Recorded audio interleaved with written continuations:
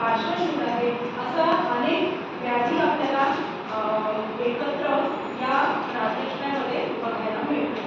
तर मग आता हे वेगवेगळे लक्षणं आपल्याला का दिसतात किंवा प्रतिष्ठापण आहे, ज्वरपण आहे, पार्श्वशूलपण आहे, हे सगळं आपल्याला का दिसतं एकाच व्याधीच्या ह्याच्यामध्ये. तर ह्या सगळ्याचं मूळ कारण आहे हे हेतू.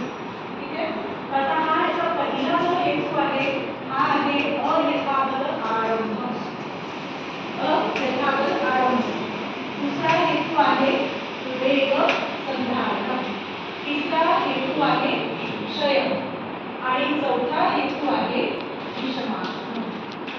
तर हे 4 हेतू दिलेले आहेत. या 4 हेतूंमधूनच राजयोजना उद्भवतो आणि प्रत्येक हेतूमुळे वेगवेगळी लक्षणं उद्भवतात. म्हणून मग राजयोजनामध्ये वेगवेगळ्या व्याधींचा समुदाय आपल्याला बघायला मिळतो. मग आता अयथावत आरंभ म्हणजे काय?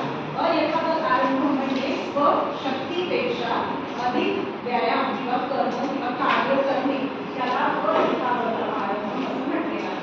उदाहरणार्थ आपण बरेचदा म्हणजे आपण असं सर्वे वगैरे आपण माहिती करतो की राजयोजना कुठल्या विशिष्ट समुदायांमध्ये अधिक दिसतो आपल्याला.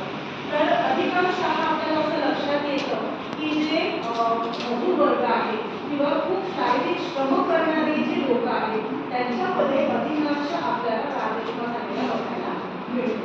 कारण तिथे हा हेतू आहे अयथावत आरंभ. ठीक आहे.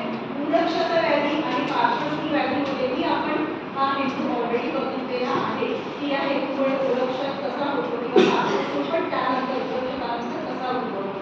तिथे आपण बघितले आहे की स्वशक्तीपेक्षा अधिक कार्य केल्याने अधिक फुफ्फुसांवर श्रम पडतात आणि त्याच्यामुळे फुफ्फुसांमध्ये क्षत होण्याची शक्यता असते आणि क्षत एकदा झालं की त्यामध्ये दृश्यसमुच्चयामधून एकेका धातू वगैरे पण अंतर्भाव होतो आणि त्याच्यामुळे यक्षाची संपत्ती त्या व्यक्तीमध्ये लवकर दिसून येते. ठीक आहे. तर हा झाला अयथावत आरंभ. आता दुसरा हेतू आहे वेगसंधारण. तर वेगसंधारणचा ह्याच्यामध्ये काय संबंध आहे? वेगसंधारण म्हणजे अधारणीय वेगांचं धारण करणे. ठीक आहे. आणि धारणीय वेगांचं धारण न करणे असा दोन्ही अर्थ त्याच्यामध्ये आपण घ्यायला पाहिजे. तर त्याच्यामध्ये वेगसंधारण हे जे सांगितलेलं आहे त्याच्यामध्ये अधारणीय वेग आपण माहिती मूल. ठीक आहे. आता बरेचदा आपल्याला असं लक्षात येतं की म्हणजे गुरु आहार किंवा जो कसल्या जड आहे किंवा विषमाशन आहे, नशन आहे, नशनपण आहे, ह्या सगळ्या ह्याच्यामुळे आपला अग्नी विकृत होतो आणि अग्नी विकृत होतो आणि तो काय करतो सुधाचा नाश करतो. आणि दुसरा हेतू काय म्हणतो ह्याच्यामध्ये तर अपानवायूचा प्रकोप होणं किंवा अपानवायू प्रतिरोध गतीला प्राप्त होणं. मग जर का अपानवायू प्रतिरोध गतीला प्राप्त झाला तर तो समान वायू जो आहे जो अग्निसंधी सांगितलेला आहे किंवा जो अग्निसंरक्षण करतो मुळात काय होतं की हा समान वायू या हेतूमुळे विकृत आणि या हेतूमुळे समान वायू विकृत झाल्या कारणाने मग अग्नीचा क्षय होतो किंवा आपण त्याला काय म्हणतो अग्निमंद्य.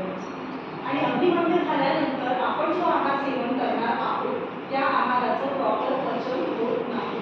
पचन होत नाही तर ह्याचा दुसरा अर्थ असाही आपण म्हणू शकतो की पचन होत नाही म्हणजे त्यातलं जे पोषकांश आपल्या सूक्ष्म जर स्रोतसांपर्यंत किंवा पेशीपर्यंत जायला पाहिजे ते जात नाही. ठीक आहे. आणि या हेतूमुळे पुढे काय होतं तर क्षयन. हा जो तिसरा हेतू त्याचा सांगितलेला आहे क्षय. क्षयनचा अर्थ आहे धातू क्षय.